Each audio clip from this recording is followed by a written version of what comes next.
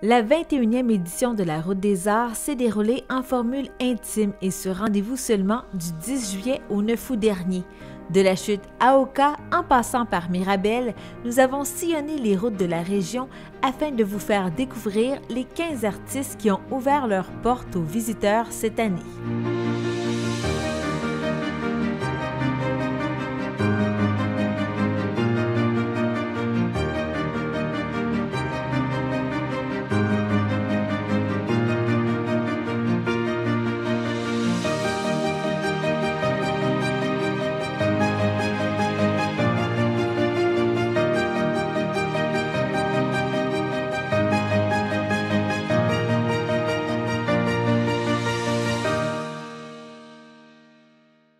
Jacqueline Chartrand-Codune est une des premières artistes à avoir participé à la Route des Arts.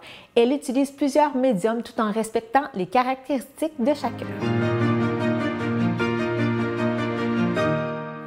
Nous sommes en présence de Jacqueline Chartrand-Codune. En fait, vous êtes une des premières à avoir accepté de faire partie de la Route des Arts. Ça fait quoi, 17 ans que vous en faites partie? Oui. Depuis exact. 2003? Depuis 2003 que je fais partie de la Route des Arts. Ouvrir mon atelier pour les charmants visiteurs qui passent. Et pourquoi est-ce que vous aviez accepté à ce moment-là d'en faire partie? J'arrivais d'une autre région, j'arrivais de Rosemère et ici, la seule activité qui était possible dans les arts, c'était la Route des Arts. Et quelqu'un m'avait vu au symposium de Sainte-Rose et une dame qui était dans le CA de la Route des Arts à ce moment-là et qui m'a dit, vous demeurez à Brandsburg-Chatham. Enfin, à ce moment-là, on disait à Pine Hill. Oui. Alors, vous demeurez à Pine Hill, vous devriez faire partie de la Route des Arts, appliquer. C'est comme ça que j'ai appliqué et que mon dossier est accepté. Parce que si on retourne en arrière, vous-même, ça fait quand même plusieurs années là, que vous êtes plongée dans le monde des arts. Même toute petite, vos parents jouaient de la musique, donc les arts, c'était déjà présent. Oui, mes parents jouaient de la musique, papa du violon, maman du piano, et on a tous appris le piano pendant 10 ans, donc notre lauréat en piano, plus une de mes sœurs a fait son bac en musique. Puis aussi les croquis, je pense que votre père aussi dessinait. Mon père dessinait, il était très bon dans le lettrage, c'était magique, il faisait aussi quelques œuvres dans le temps des fêtes, dans Noël, dessinées au jet. Donc, est-ce que c'est lui qui vous a montré quelques trucs? Non, c'était vraiment, on est 4 filles, et les 4 filles dessinent bien, spontanément, naturellement. C'est un don familial d'être dans les arts depuis ce temps-là. Oui, est-ce que vous avez pris des cours aussi?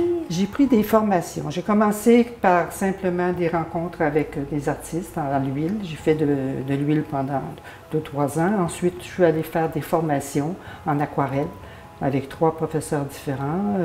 Une Joanne Chiasson-Trottier qui était au Centre culturel de Laval. Ensuite, à Cartierville avec Barbara Simmons. Et enfin, avec Jacques Hébert, qui a démystifié vraiment de ne pas avoir peur de faire de l'aquarelle. Les 3 avaient vraiment des dons particuliers. Une, c'était vraiment toutes les techniques de l'aquarelle.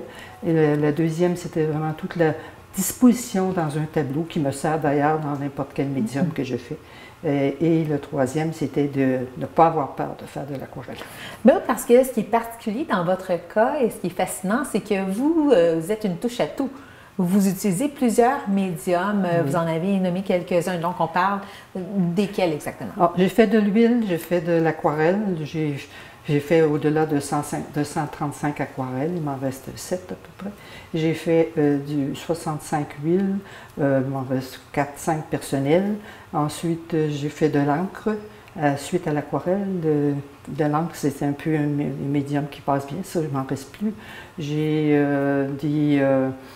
Là, je suis allée au pastel parce que quand j'ai demeuré à Rosemère, il y avait l'atelier, un musée, pas un musée, mais une galerie de pastel, petite galerie, et elle faisait venir des grands maîtres pour faire des formations dans les fins de semaine. Alors, je suis allée voir ça. J'ai demandé quelqu'un à la maison juste pour partir le papier, etc. Et ensuite, là, j'ai fait des formations avec des grands maîtres en pastel. Je fais partie d'ailleurs de la société de pastel sec, qu'ils appellent. Qu'est-ce qui explique votre curiosité envers ces différents médiums?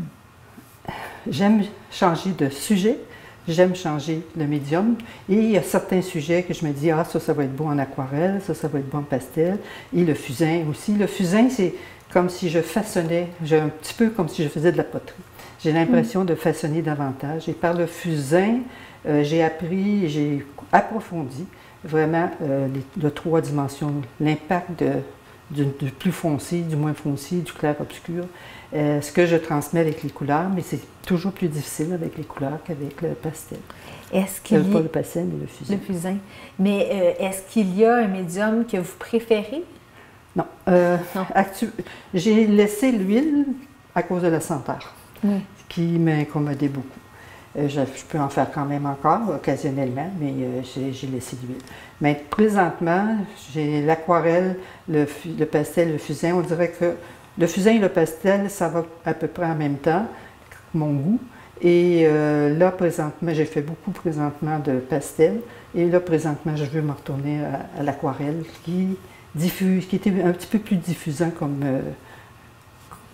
médium et qui nous m'apporte aussi, comme on dit quand on fait un tableau, il ne faut pas faire ce qu'on imaginerait. Il faut laisser aussi parler la toile, ce qu'on est en train de faire, là où on est rendu, et observer qu'est-ce que je peux faire avec ça. Mais parlant de ça, quelles sont vos sources d'inspiration? Qu'est-ce qu'on peut retrouver sur vos tableaux? Je vais vous retrouver mon milieu de vie présent personnel, tel que mes fleurs, des enfants, parce que bon, j'ai 10 petits-enfants, fait que c'est sûr que je portais parfois à introduire légèrement un petit personnage dans mes tableaux.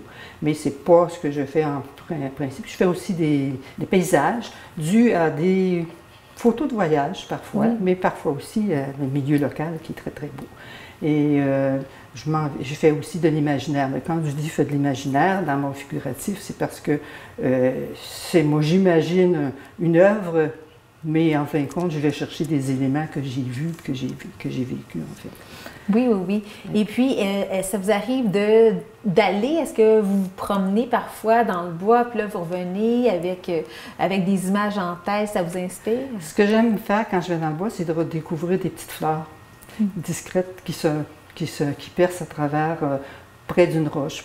Et ça, j'adore peindre la petite fleur et le rocher. Le rocher, ça parle par lui-même et la fleur vient agrémenter le sujet. Quel est votre processus donc de création? Vous, l'inspiration, est-ce que ça vient le matin, l'après-midi, en soirée? Une page blanche, c'est une page blanche. Hein? C'est la hantise. Oui. Il faut vraiment avoir dans l'idée avant. C'est ça que je voudrais faire parce que devant la page blanche, c'est pratiquement. Il faut avoir une intuition, pas une intuition, mais une suggestion. Parce qu'on a mis le sujet, parce qu'on a mis la lumière qui était diffusée à ce moment-là.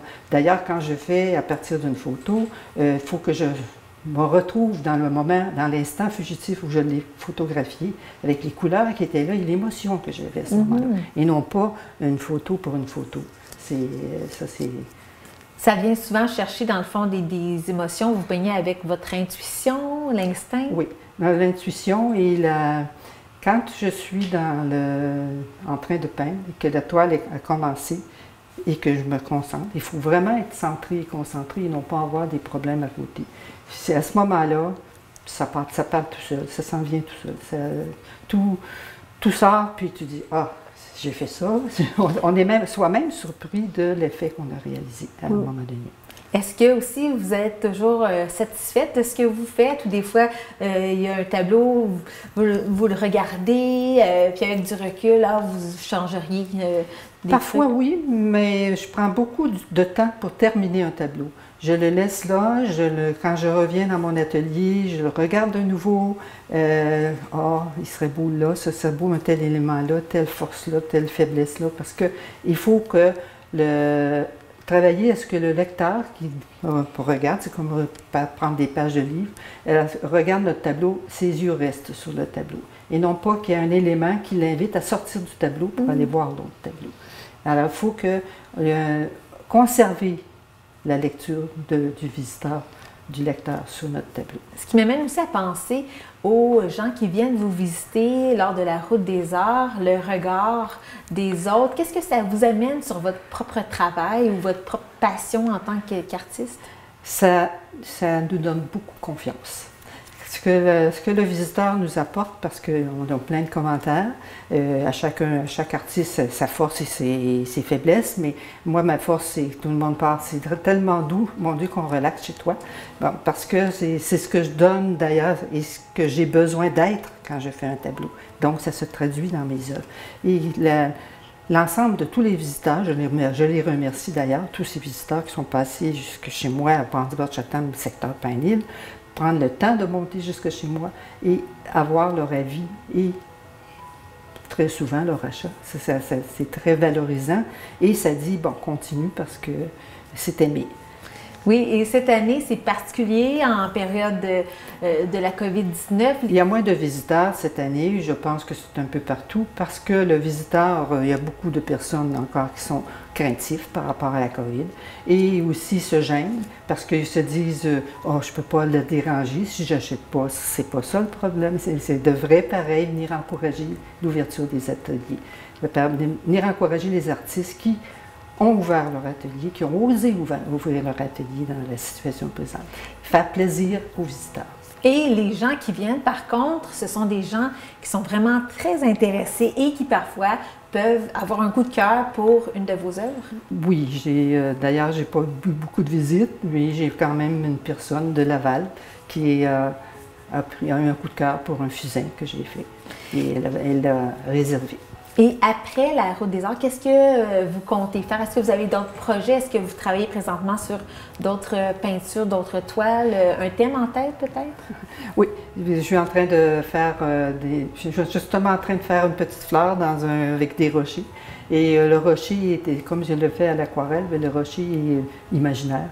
Alors, c'est par vraiment la diffusion des couleurs, telle que c'est parti avec mon pinceau large, un large pinceau pour faire partir un tableau qui donne une curiosité. Parce que dans un tableau, il faut toujours laisser un espace, de l'espace, faire respirer l'œuvre. Sinon, c'est trop lourd. Alors, simplifiez l'œuvre, laissez de l'espace pour que le visiteur puisse rester dans votre tableau et aller plus loin que ce que vous avez fait, surtout dans le figuratif. Mais Jacqueline Chartrand-Codden, merci beaucoup d'avoir accepté notre invitation à participer à cette émission. Alors, je vous invite à venir dans mon atelier et aussi j'expose présentement mes œuvres soit à la galerie de la Route des Arts, sur la rue Clyde, à la Chute, et aussi à l'Hôtel du Lac Carling. Vous y trouverez 10 de mes œuvres qui sont exposées dans la halle d'entrée, resto et lobby. Parfait, merci. Merci. Michel Gauthier fait partie de la Route des Arts depuis une dizaine d'années et son imagination est sans limite pour créer des objets à partir d'antiquités.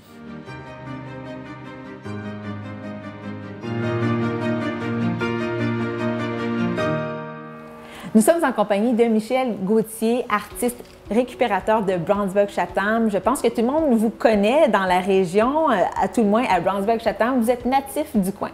Oui, je suis natif du coin. Je viens du petit village de Saint-Philippe à l'époque. Puis là, je suis monté un petit peu plus au nord que je suis dans le village de Brandsburg. Je suis ici depuis une quarantaine d'années. Je me vieillis. Oui, c'est ça. J'ai rencontré mon épouse ici. Puis depuis 7 ans, on est ensemble. Puis une quarantaine d'années qui s'est passée. Et puis, votre passion vous entoure en ce moment. On est dans votre magasin général, si on peut dire. Parlez-moi de votre passion pour la récupération d'objets. Bon, j'ai toujours eu un penchant pour ça. Là, même que j'étais, mon métier, c'est peintre débosseur, j'avais un garage. J'ai été connu dans la carrosserie. Ensuite, bon, j'ai décidé de changer de métier. Puis, je suis allé vers ma passion. Ma passion, c'était de prendre le passé, le redessiner et le projeter dans le futur. Et ça, c'est venu d'où, cette idée-là, dans le fond? Est-ce que vous voyez un objet, puis tout de suite, ça vous vient en tête? Comment ça se... C'est pas toujours tout de suite, mais la majorité du temps, oui. Je jouais les transformations souvent, là, Puis je suis autodidacte, donc je vois quelque chose, puis je le comprends tout de suite. Fait que, Puis, oui. peu importe dans le passé, puis ça, si ça me tracasse, bien, je vais prendre des informations, puis c'est avec les gens des vieux de la vieille qui vont, qui vont m'indiquer qu'est-ce que c'est, à quoi ça servait, puis tout le fait. Après que je le sais, bien, ça reste en mémoire. Puis... Les objets aussi que vous utilisez, c'est quand même une niche assez précise parce que c'est des objets qui datent des années, je pense, 1850. Oui, bien, je peux aller. Tous les objets qui sont vieilles ont une qualité. C'est sûr qu'après après 1920, 1940, il y avait beaucoup d'obligations, des taxes. Fait que les gens étaient moins portés à faire une qualité, mais une chose assez vite faite, puis à s'en servir. C'est pour ça que souvent, mes produits vont être en bas de 1920. Parce qu'à ce moment-là, les gens prenaient plus de temps, avaient plus de temps, puis c'est de meilleure qualité, c'est un peu ça? Oui. Quand ils faisaient quelque chose, ils le faisaient bien, puis qu'il soit durable aussi. Là, c'est sûr qu'avec le temps, ben là, je vais acheter des objets qui n'ont pas nécessairement plusieurs années de vécu, mais vous allez voir, des fois, je vais prendre un mât d'antenne, puis que je vais faire une patère avec.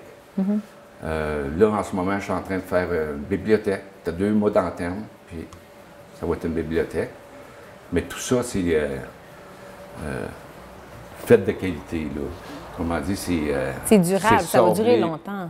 Oui, c'est sablé au jet de sable, puis c'est tout reverni, puis donc... Bien, parlez-moi de votre processus de création. Comment ça se passe dans votre tête? Vous voyez un objet, là, vous l'imaginez autrement, vous le dessinez, est-ce que vous faites un croquis?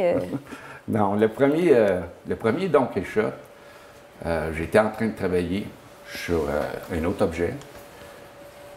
Puis, je fouillais dans ma quincaillerie. Puis, il y a un objet qui me tombe dans les mains, un genre de cylindre. J'ai dit, ça pourrait peut-être faire un phare. Là, après ça, j'ai pensé, wow, non, un moulin à vent. Après ça, non, avec Don Quichotte qui se bat contre le moulin à vent. Vous en avez fait 2, 3? J'ai fait les 3 premiers. Les 3 premiers ont parti en temps de dire. Est-ce que vous pensez en faire d'autres? Oui. Oui, parce que les gens. Oui, c'est ça qui est le fun. Don Quichotte, il y a de l'émotion dans. Je mets de l'émotion dans le Don Quichotte, ça. Fait qu'on le voit, il se bat contre le moulin à vent. Puis, vous-même, est-ce que vous aimeriez en avoir puis, s'il battait contre le mal. Bon, ben, avec le carré, là, ça tombe bien. Avec la COVID-19? C'est ça. Okay. Et parlez-moi aussi des objets. Où est-ce que vous les trouvez? La plupart du temps, c'est au marché aux puces. C'est beaucoup d'heures de recherche. D'essayer de trouver les pièces requises. Parfois, je vais acheter des pièces qui ne me parlent pas, tout ça, mais c'est quand même une pièce qui a du potentiel. En ce moment-là, je la jette, je la mets de côté. Puis un bon matin, je vais arriver, je vais dire, waouh, c'est ça que je fais avec. Donc, vous, c'est le matin, là, votre période vraiment de créativité? Avant mon réveil. Là, vous venez ici, puis vous créez l'objet en question? Oui. Ouais. Parce que c'est votre atelier aussi, même si c'est votre magasin, c'est votre atelier? C'est mon atelier. Ouais. J'ai un espace magasin, j'ai mon atelier qui est de l'autre côté. Puis c'est le matin que vous créez ou donc, aussitôt que vous avez votre idée? Ouais, quand j'ai l'idée, souvent, il faut que je lâche tout, puis la faire. Puis combien de temps ça peut prendre pour vous de créer un nouvel objet? C'est beaucoup d'heures. C'est... il y a de la soudure. Après ça, tout polir des soudures. Après ça, les sabler au jet de sable. Après ça, lui faire une patine, les vernir. Donc, facilement, là, je peux passer, tout dépendant de l'objet, là, mais de 4, 5, 6 heures, c'est le même objet. Vous ne comptez pas vos heures, c'est vraiment une passion. Je compte pas mes heures, je peux pas les compter. Est-ce que vous êtes toujours satisfait, en fait, des œuvres que vous créez, des objets que vous créez? Oui, la plupart du temps, oui. Oui, je suis... C'est rare, mais c'est ça pas- arrive des fois d'être c'est- moins satisfait? Pas satisfait, mais dire, ah, moi, je trouve ça correct, c'est le fun. C'est quoi que les gens pensent de cet objet-là? Oui, oui. C'est, Puis est-ce que les gens, justement, dans le cadre de la Route des Arts, les gens qui viennent à votre rencontre voir, quels sont les commentaires qui reviennent souvent? ben... Qui n'ont c'est des jamais vu choses- ça aussi? Oui, c'est des choses qu'ils voient très, très rarement. Puis, ben, ils apprécient. Ils apprécient. C'est sûr que j'ai que des bons commentaires. Parce que ce sont des pièces uniques. Oui. Oui, que tu ne retrouves pas ailleurs, Ailleurs. ici, ou que j'en aurais en exposition ailleurs, mais... C'est vraiment unique. Et la Route des Arts, et vous, c'est une histoire d'amour qui dure depuis une dizaine d'années? oui, c'est ça. Et Peut-être. pourquoi vous avez décidé d'en faire partie? Bon, je trouve ça, c'est un regroupement qui est intéressant. C'est un regroupement d'artistes. Bon, c'est des belles échanges, puis ça nous fait un point de rencontre, puis d'aller chercher les gens intéressés à voir nos œuvres. Et là, cette année, comment ça se déroule? Il y a moins de visiteurs? Il y a moins de visiteurs à cause de notre petit virus qui se promène, mais c'est des visiteurs intéressants. Puis, Les gens qui se déplacent, c'est vraiment, ce sont des personnes qui ont le goût d'acheter ou à tout le moins d'avoir, ils ont un intérêt, là, ils ont vraiment. un intérêt. Ils ont un intérêt. Bon, acheter, souvent, c'est pas sur le moment. C'est par après, puis ah, regarde, Michel, moi, j'aimerais savoir quelque chose dans mon coin. Il m'emmène une photo, puis ah, ben moi, je vais arrêter l'affaire. C'est comme Parce ça que vous faites du sur-mesure? Oui. Faut que je sois à l'aise pour le faire. OK. Donc, sur mesure, mais avec quelques restrictions, parce que c'est vous le chef d'orchestre. C'est vous qui décidez qu'est-ce que vous allez faire. Oui, vous ne oui, voulez pas oui. avoir Oui, nécessairement non, des c'est ça, ordres. là, non, ça, j'ai...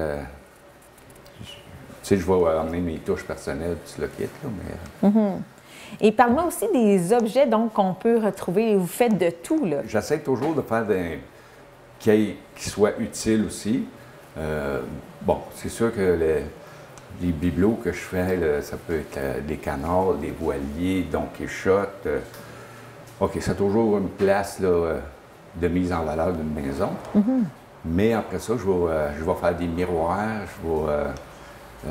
des bancs d'entrée, des tables de cuisine, patères, les choses qu'on peut... meubles télé.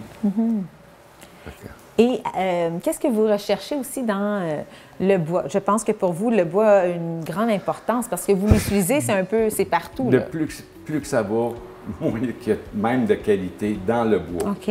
Et pourtant, ça vient de nos forêts et tout ça, mais c'est... bon, souvent, le bois, c'est du bois de plantation. Il pousse plus vite, donc il est moins condensé. Ensuite, il y a moins de respect pour la coupe. La coupe se fait jusqu'au début mai, avril.